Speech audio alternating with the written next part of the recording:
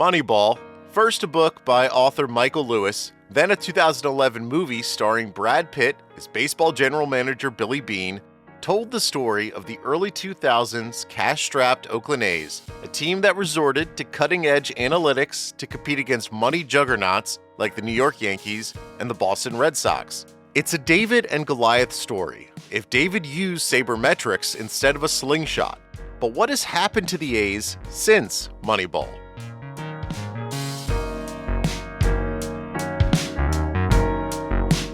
Moneyball, the book, came out in 2003.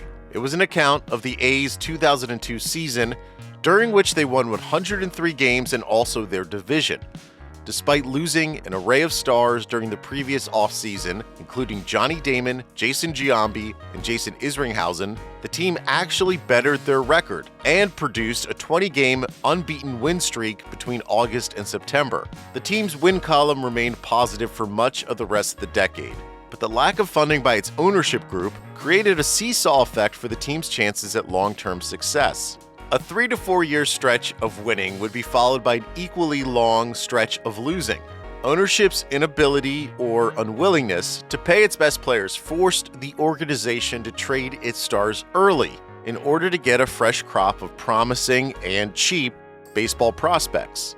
An example: in the early 2010s, Josh Donaldson proved to be a rising star in Oakland. A home run hitting RBI machine at third base, his first full season with the A's resulted in a top 4 MVP finish for himself and 96 wins for the team. In his second season, he produced another MVP-worthy candidate campaign and another 90-win-plus season for the Oakland A's. Then shockingly, as Donaldson told the San Francisco Chronicle, he was playing video games when he got a phone call from Billy Beane to tell him he had been traded to the Toronto Blue Jays for a bundle of prospects, none of whom ended up actually being any good. This was an incredibly rare move in professional baseball. Donaldson was still 4 years away from hitting free agency. He was young, cost-controlled, and ultra-productive, but Beane determined the team needed to rebuild. That forward-thinking Moneyball mentality turned the A's into one of the most active in baseball when it came to transactions.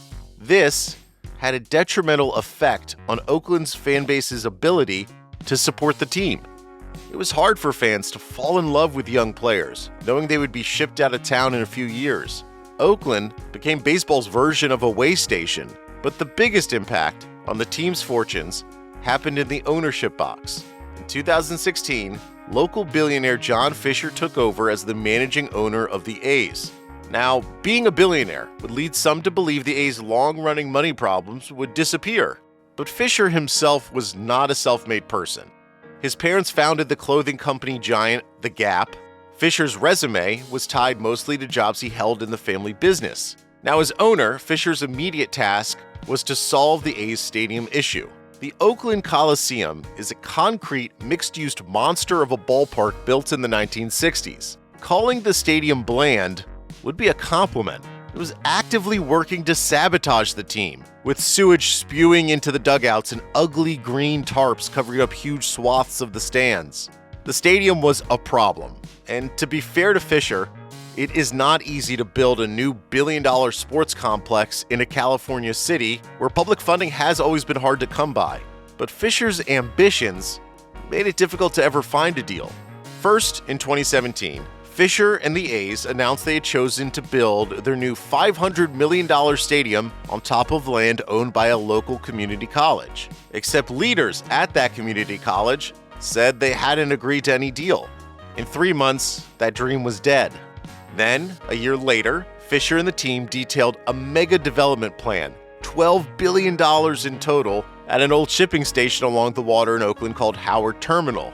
The architectural renderings were glorious. A diamond-shaped ballpark, its upper deck roof covered in grass and trees that extended all the way down to the outside of the stadium, forming a public park.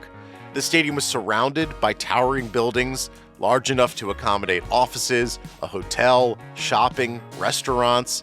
There was also discussion of a ski resort-like gondola to take fans to and from the park. Renderings even had mega yachts in the water around the stadium. Again, as with the community college before it, Fisher had no deal for the land with the city of Oakland in place. Discussions dragged on between city leaders and the A's. COVID happened, shocking the local economy. City leaders felt like Fisher was negotiating in bad faith, and Fisher claimed he wasn't getting enough funding.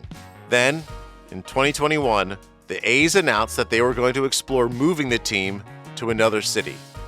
That search led to the selection of Las Vegas as the A's new home, with Fisher gaining the necessary approval from the rest of MLB's owners in the fall of 2023.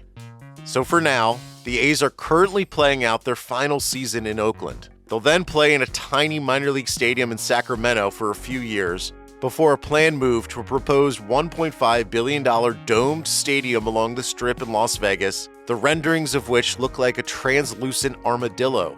As with many things involving Fisher, questions remain whether the Gap heir will be able to cobble together the necessary financing to build that translucent armadillo of a stadium. So, back to the core question. What has happened to the A's since Moneyball? Utter destruction. The team is one of the worst in baseball. Their longtime fans have staged several protests against Fisher, but to no effect. Attendance in the swan song of a final season has been dreadful, averaging just about 7,000 fans a game. And the team is leaving its home of over 5 decades for the bright lights and blindingly hot summer days of Vegas. Moneyball was created out of necessity, a way to win without cash. Eventually, that underlying problem overtook the entire franchise. And like many before it, the A's are looking to Vegas for a big payday. If you like this video, please consider subscribing to the channel. The Athletic is home to the best team of sports writers, reporters, and analysts in the world, offering exclusive stories and unrivaled insight. You can try The Athletic for free for 30 days by clicking the link in the description.